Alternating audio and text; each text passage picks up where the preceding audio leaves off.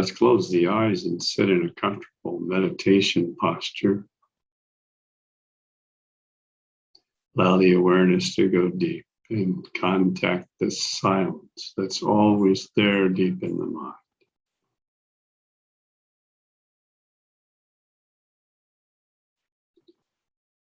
This is your connection to who you really are.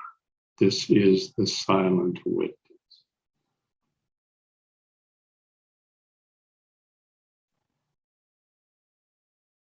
Connect with that silence.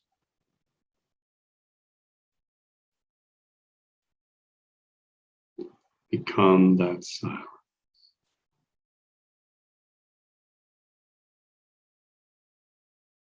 Let that transition occur. It's a distinct transition.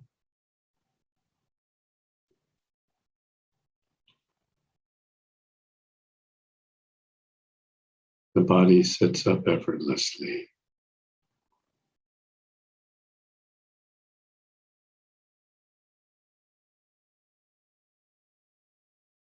You are the silent witness.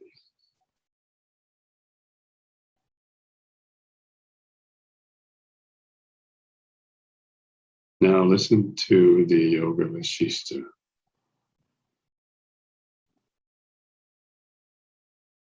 Book 4, Chapter 37, continuing with verse 3.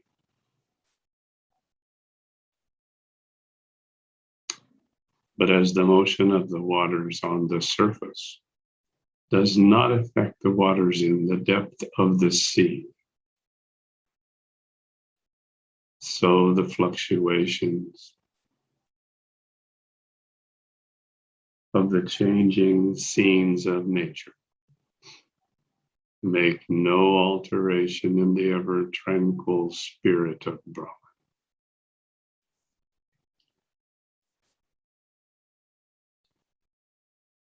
As the desert in summer heat presents the waters of mirage to the clear sky,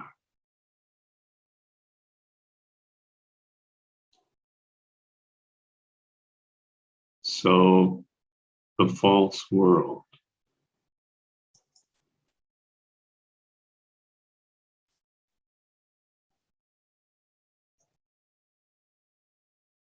shows its delusive appearances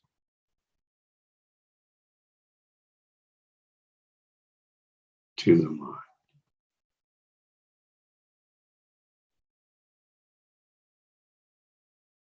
As the calm soul seems to be giddy in the state of one's drunkenness, so the essence of consciousness, which is always the same, appears as otherwise in its ignorance.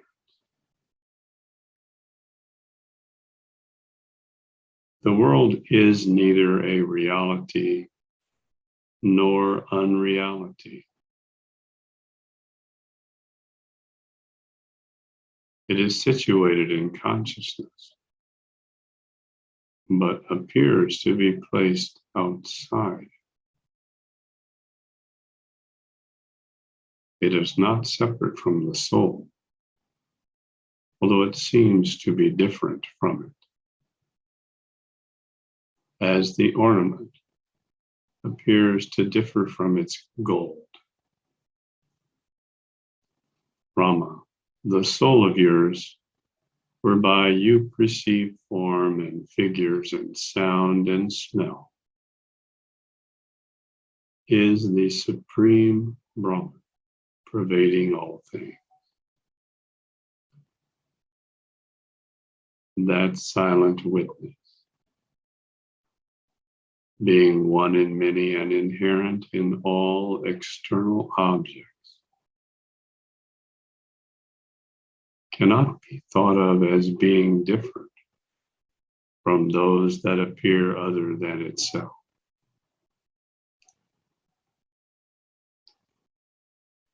Rama, it is the difference of human thoughts that judges differently to the existence and non-existence of things and their good and bad natures also. It judges the world to exist either within or without the divine spirit.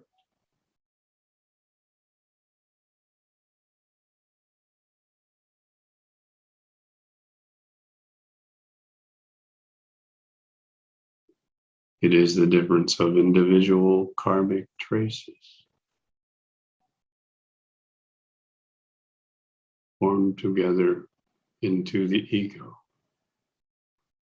that judges differently of the existence and non-existence of things.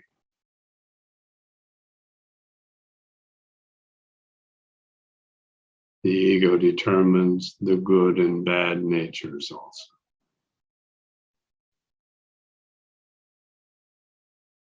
The false ego,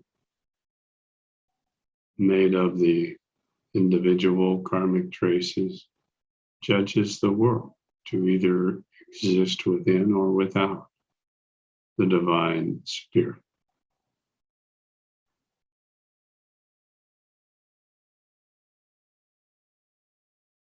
Because it is impossible for anything to exist outside the Spirit of God.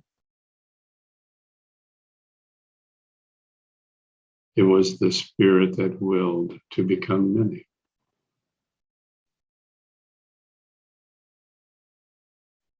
As there was nothing beside itself which could think of or find for itself, it was necessary that it became so of itself, without the aid of any extraneous matter.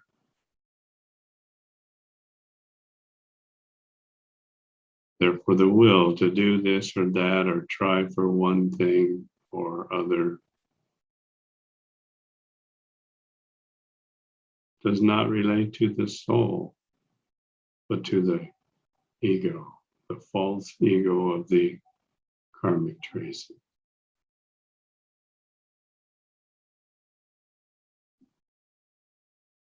Thus, the silent witness without choice, having no will of its own, does nothing except think on what it is in itself. The silent witness is not an active agent, owing to the union of all agencies, instrumentality, and objectivity in itself. The silent witness abides nowhere, being both the recipient and content, the container and the contained of everything in itself.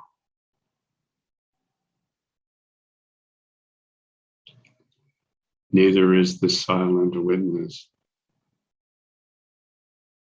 the willness soul actionless when the acts of creation are perceptible in itself. Nor is it possible that there is any other cause of them. Ram, you must know the nature of the silent witness to be no other than this. Knowing the silent witness as no agent and without a second, be free from all anxiety.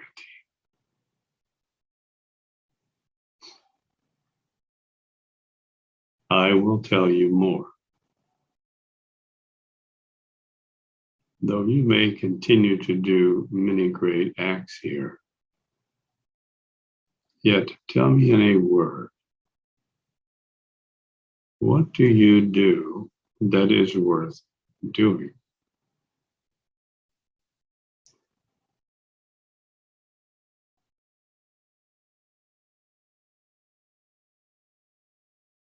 Rely on the lack of your own agency and be quiet as the wise sage.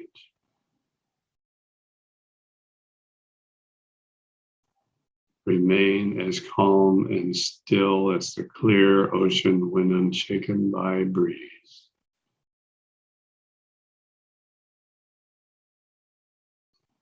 Know well that it is not possible for the swiftest runners to reach their goal of perfection, no matter how far they may run.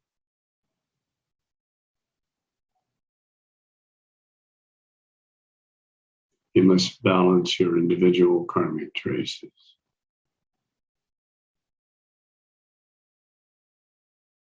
This will stop your mind from pursuing worldly objects.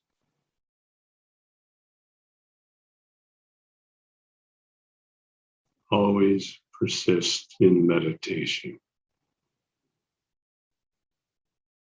on the spirituality of your inner silent witness.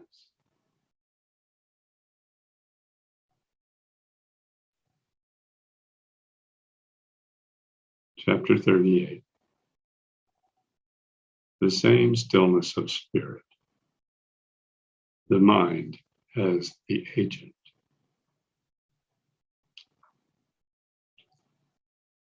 Vasishta resumed. Being the state of the wise, the actions they are seen to do, whether of goodness or otherwise, or pleasurable or painful, and regardless of what they are engaged in, are false and as nothing, and do not affect them as they do other worldly morals.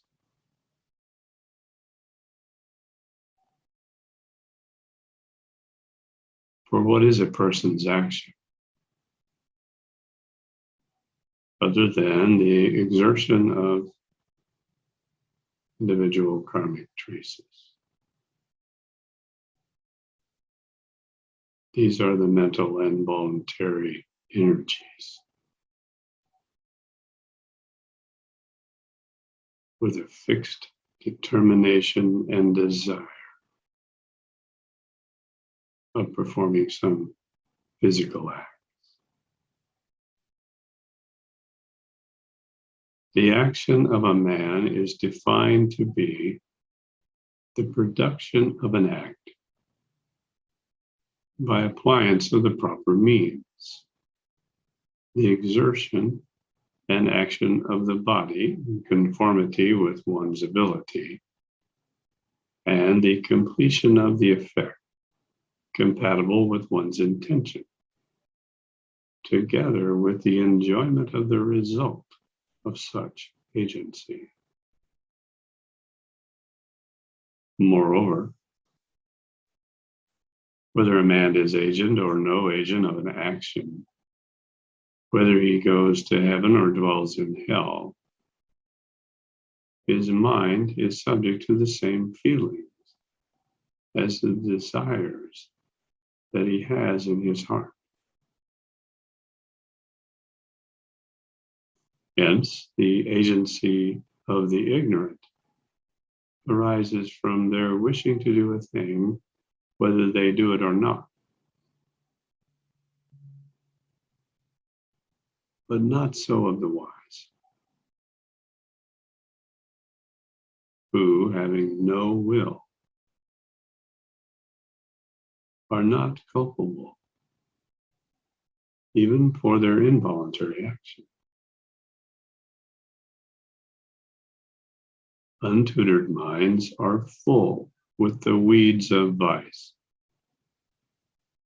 but well-cultivated souls are quite devoid of them.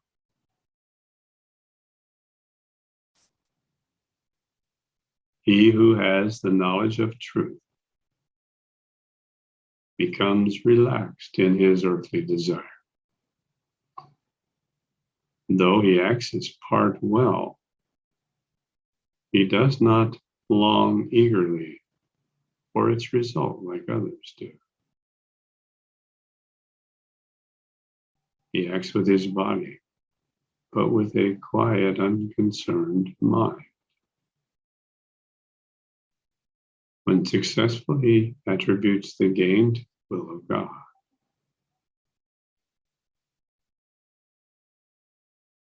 But the worldly-minded, arrogant attribute the gain to themselves, though they did not bring it about.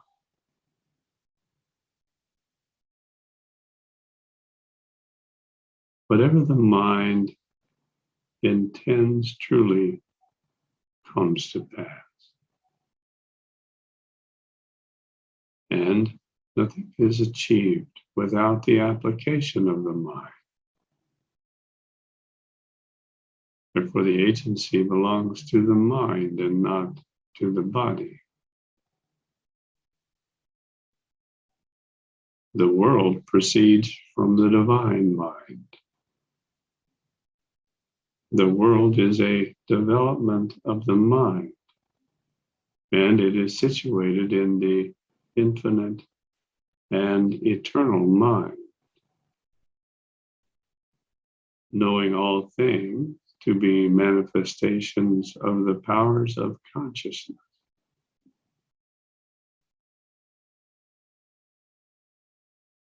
The wise man remains cool to his desire.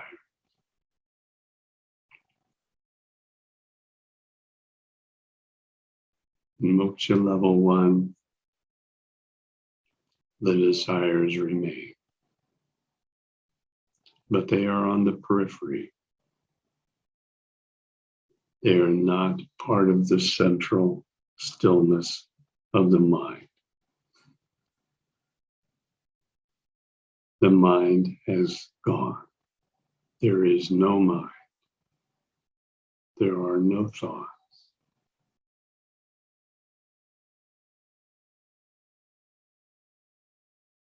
It's like being in a large tunnel, walking toward the light. One is aware that there is a boundary to the unbounded consciousness.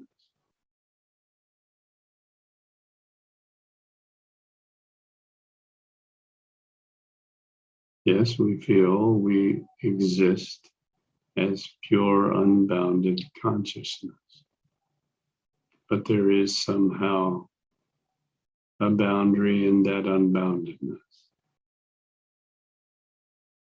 That boundary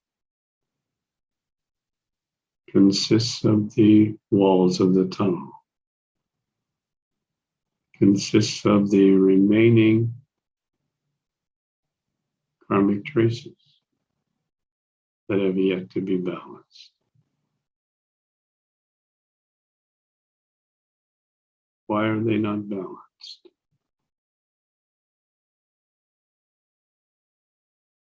The balancing of karmic traces occurs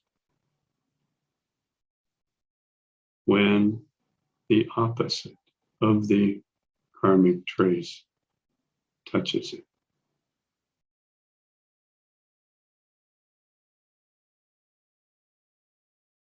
So it's as if the vibrations and frequencies that are the opposite of the karmic traces have yet to chisel their way and make the boundary broader and melt more of the rocks.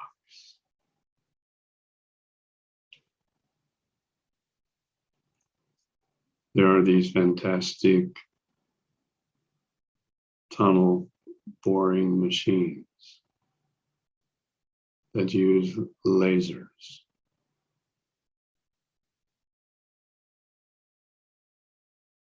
And they spray a powerful laser ahead of them as they go through the mountain. And this laser rotates, going all around in front of the machine.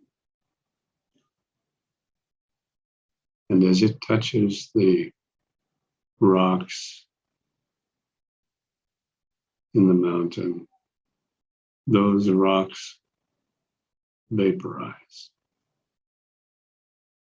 And it's a slow process.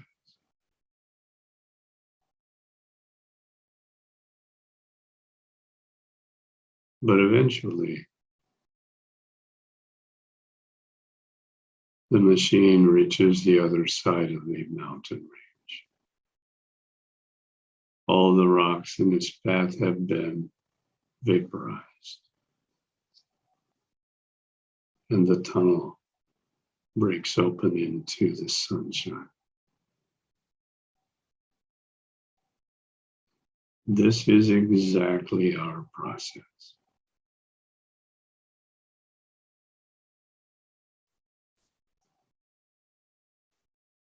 Our meditation, Trimana Sanyama, Sanyama and various sutras are the way this machine works. And it works just like a machine. And when we sit to meditate, the laser focus of our consciousness contacts all the rocks on the surface of the tunnel that we are boring into the mountain of individual karmic traces. As we listen to the Yoga Vasishta, our awareness comes to activate or light up individual karmic traces that exist on the deepest level of consciousness, on the level of the Manomaya Kosha.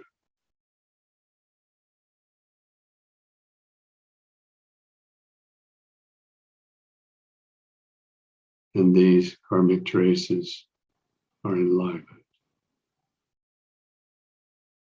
They're found to be the next ones that will be balanced. They are activated. We own them. We recognize them.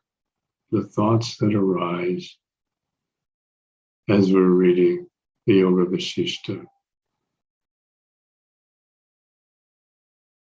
are the vibrations coming off of these individual karmic traces.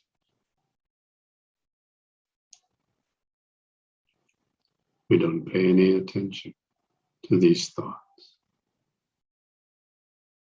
But we know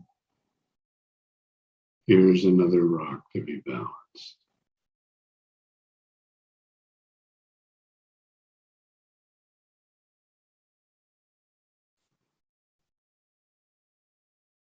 Today we have activated many individual karmic traces on the deepest level of mind that we can access. Now we will continue with the practice of Trimana Sanyama, the most powerful of all karmic balancing techniques.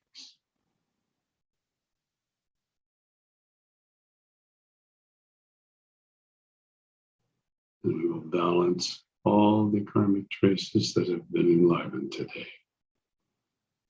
and more.